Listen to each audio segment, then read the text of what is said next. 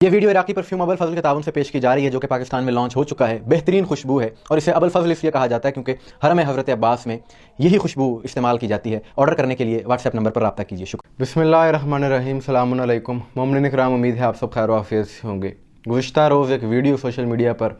کسی بھائی نے بھیجی اور اسے دیکھ کر بہت زیادہ افسوس ہوا، اور افسوس اس لیے ہوا کیونکہ ہمارے اس وطن عزیز میں پاکستان میں چند شر پسند عناصر کی جانب سے، کالعدم جماعتوں کے مولویوں کی جانب سے پھر سے بد امنی، انتشار، فرقہ واریت پھیلانے کی کوششیں شروع کر دی گئی ہیں۔ جیسے ہی محرم نزدیک آتا ہے، یہ عناصر ہمیشہ سے اس طرح کی کوششیں کرتے ہیں کہ ہری پور کے قریب ایک نواحی گاؤں میں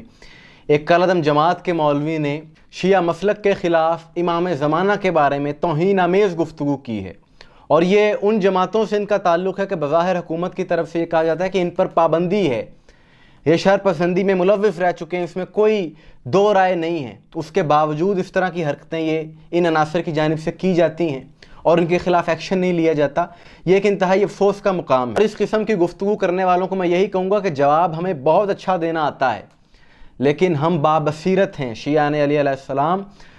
ہمیں پتہ ہے کہ تم لوگوں کا مقصد کیا ہے۔ تم لوگ تو چاہتے ہی انتشار ہو، تم لوگ تو چاہتے ہی فساد ہو، اور تم نے تو اپنی طرف سے فضول گفتگو کی ہے، لیکن جب پھر حسینیوں کی طرف سے حقائق پر مبنی تم لوگوں کو جواب دیا جاتا ہے تو تم سے برداشت نہیں ہو سکتا، پھر تم سے برداشت نہیں ہوتا، پھر تم ریلیاں نکال لیتے ہو یا پھر بے بنیاد مقدمات تم کروانے شروع کر دیتے ہو۔ ہمارا سوال ہے یہ حکومت سے کہ ایک طرف تو تاریخی حقائق بیان کرنے پر واعظین پر مقدمات درج کر لیے جاتے ہیں توہین کے، اور دوسری طرف ایک مسلک کے خلاف اور خصوصاً امام وقت، امام زمانہ، امام مہدی اجل اللہ تعالیٰ فرجہ شریف کے بارے میں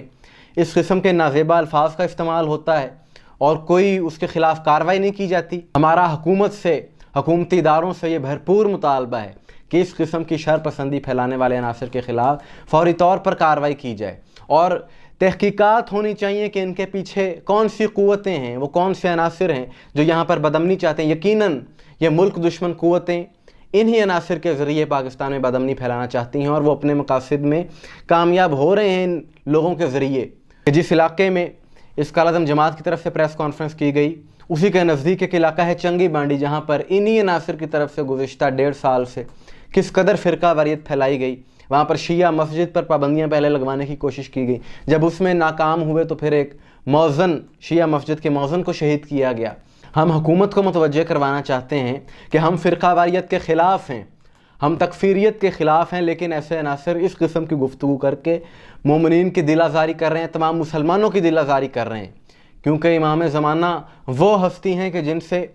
ہر مسلمان جن پر ایمان رکھتا ہے، اور ایسی گفتگو کرنے والے یہ نواسب ہیں، اور ان کے اندر کا یہ بغض ہے جو انہیں اس قسم کی گفتگو کرنے پر مجبور کر دیتا ہے۔ تمام لوگ یہ بات جان لیں، یہ بات واضح ہو گئی ہے کہ یہ عناصر وہ ہیں کہ جو ہمیشہ توہین کے مقدمات کا استعمال کرتے ہیں اپنے ذاتی مفادات حاصل کرنے کے لیے، لیکن خود ایک مسلک کی، اہل بیت کی برملا اہانت کرتے ہیں اور ان کے خلاف کوئی کارروائی نہیں ہوتی۔ ہم اس چیز کے قائل ہیں کہ مقدسات کی توہین نہیں ہونی چاہیے۔ علماء بورڈ کی میٹنگز ہوں یا حکومتی وزراء کے اجلاس ہوں، ہر جگہ یہ بات کی جاتی ہے، لیکن بات یہ ہے کہ جو یہ عمل کرنے والے ہیں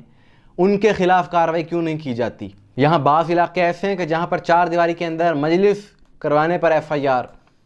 کہیں نوحہ کسی نے بلند آواز میں اسپیکر پر لگا لیا تو FIR، اور تو اور کسی نے نیاز پکا لی تو FIR، لیکن گزشتہ روز جو یہ کالعدم جماعت کی جانب سے ہری پور میں کیا گیا ہے، ان کے خلاف کارروائی کیوں نہیں ہوتی۔ اور ایک بات میں اکثر کہا کرتا ہوں کہ کوئی بھی دعویٰ دلیل مانگتا ہے۔ اہل سنت اکابرین جو کہتے ہیں کہ ہم محبان اہل بیت ہیں، اہل بیت کی محبت کا آپ دم بھرتے ہیں، لیکن اب امام زمانہ کی شان میں ایسے جملے کہے گئے،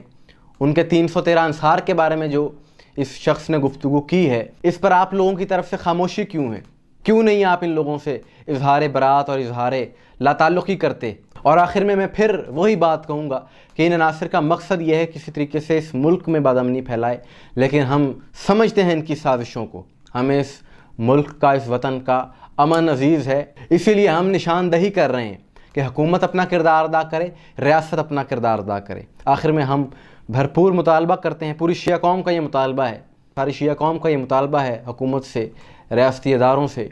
کہ ایسے عناصر کے جو ملک میں بدامنی پھیلا رہے ہیں، اس قسم کی گفتگو کر کے مومنین کی دل آزاری کر رہے ہیں، ان کے خلاف قانونی کارروائی کی جائے۔ مومنین کرام، آپ کی اس حوالے سے کیا رائے ہے کمنٹس میں ضرور بتائیے گا۔ مجھے دعا میں یاد رکھیے گا۔ السلام علیکم ورحمۃ اللہ۔